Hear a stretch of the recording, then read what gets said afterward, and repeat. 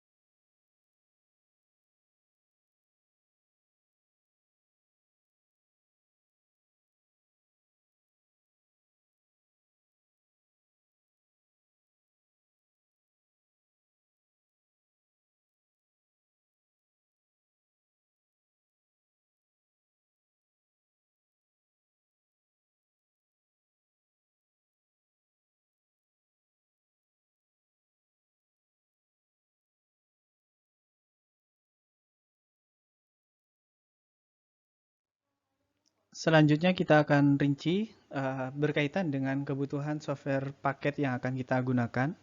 Yang pertama yang akan kita bahas yaitu tentang FTP server. Nah, pada sistem operasi Debian versi 11, karena kita nanti instalasinya akan menggunakan repositori dari Politeknik Negeri Banyuwangi, jadi ada dua opsi sebenarnya yang bisa kita gunakan. Yang pertama adalah ProFTPD. Kemudian yang kedua VSFTPD. Nah, kedua paket ini berfungsi sama yaitu sebagai FTP server. Dan dia juga bekerja pada port yang sama 21. Jadi kita harus menentukan nih, kita akan memilih menggunakan ProFTPD atau VSFTPD. Jadi bebas. Nantinya kalian akan diminta untuk menganalisa kelebihan dan kekurangan dari masing-masing software paket dari ProFTPD dan VSFTPD. Selanjutnya FTP client. Nah, di sisi klien, kita nanti akan menggunakan sistem operasi berbasis Windows. Sedangkan pemilihan untuk FTP client, silakan bisa kalian tentukan berdasarkan kelompok kalian dan persetujuan kelompok tentunya. Di sini ada beberapa contoh FTP client. Yang pertama, ini yang paling populer digunakan adalah FileZilla. Kemudian yang kedua ada Qt FTP. Dan yang ketiga ada MobaXterm. Dan yang keempat bisa kalian cari pada literatur atau dari internet. Biasanya juga ada yang banyak yang menggunakan WinSCP. Nah, ini juga akan diminta untuk menginputkan pada LKPD terkait dengan kelebihan yang digunakan dari FTP client yang kalian pilih nantinya. Kemudian menyertakan kekurangannya juga.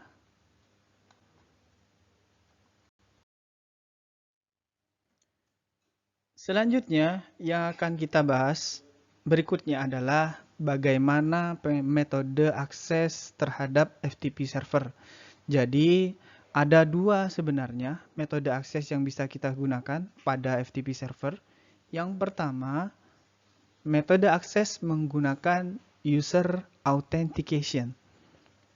Jadi seperti apa user authentication itu? Jadi ketika sebuah FTP client, misalkan kita ambil contoh misalkan FileZilla nih.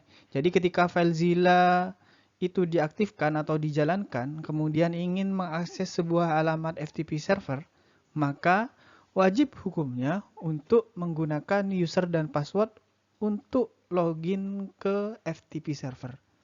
Jadi tidak boleh ketika kita mau menggunakan atau mengakses FTP server, itu tidak menggunakan user dan password.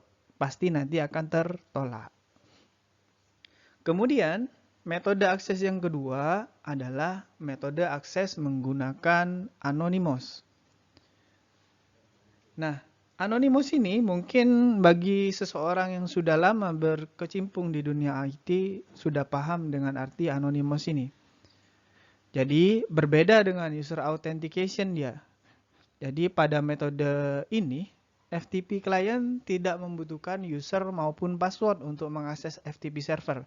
Hanya saja user atau pengguna yang ingin mengakses FTP server tidak dapat mengupload. Jadi kita cuma bisa mendownload saja. Jadi kita bisa melihat file-file yang terdapat pada FTP server dan bisa mendownloadnya. Tapi tidak dengan menguploadnya. Itulah perbedaan dua metode tadi. Namun pada kesempatan kali ini, nanti ketika kegiatan praktikum yang akan kita gunakan adalah metode user authentication.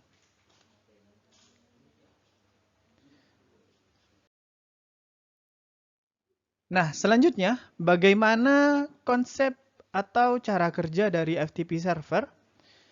Coba kita perhatikan dengan seksama topologi yang sudah ada ini. Jadi di sana terdapat FTP client dengan IP address 192.168.1.10, sedangkan FTP server memiliki alamat IP 192.168.1.1. Jadi kalau bagi kita yang sudah pernah belajar tentang materi dasar jaringan, pasti sudah tahu bahwasanya dua device atau dua perangkat ini akan sudah bisa saling berkomunikasi. Nah, kita akan simulasikan bagaimana cara kerja FTP server itu.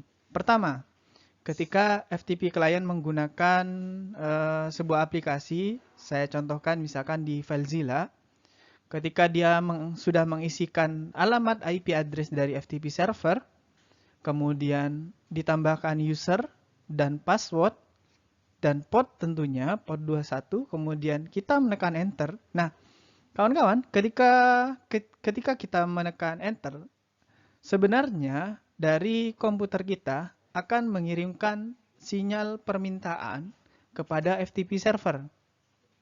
Jadi kalau kita bahasakan itu adalah request atau permintaan bahasa Indonesianya ya. Jadi ketika request itu harus disertakan user dan password. Nah, ketika terjadi interaksi seperti ini, FTP server akan membuka saluran, artinya membuka port.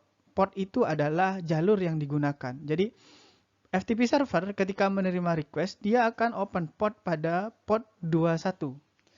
Jadi ketika kita sudah kembali lagi ya, ketika kita sudah belajar tentang dasar jaringan, pastinya sudah kenal yang namanya know well port dan unknown well port. Di mana know well port itu sudah terregister dengan beberapa service yang sudah ada, sedangkan unknown well port itu biasanya digunakan untuk menerima respon dari service yang kita minta. Nah, selanjutnya ketika sudah menerima respon,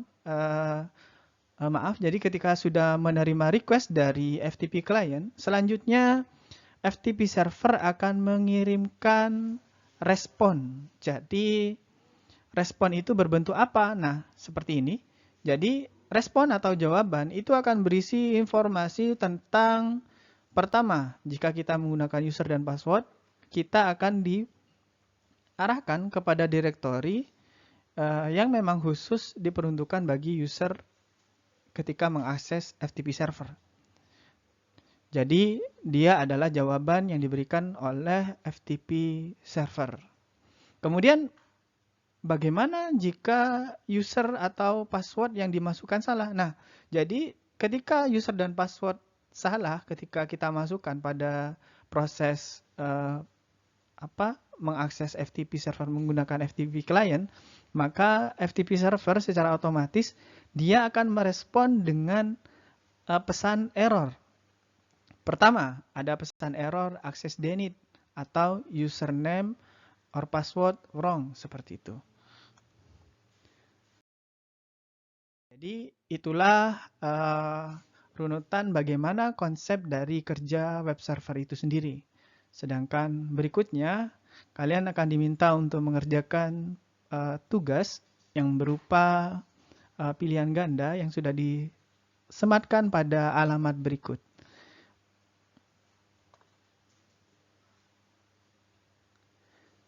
Nah, jika terdapat kendala ataupun memang ada yang ingin kita diskusikan, silakan untuk bertanya.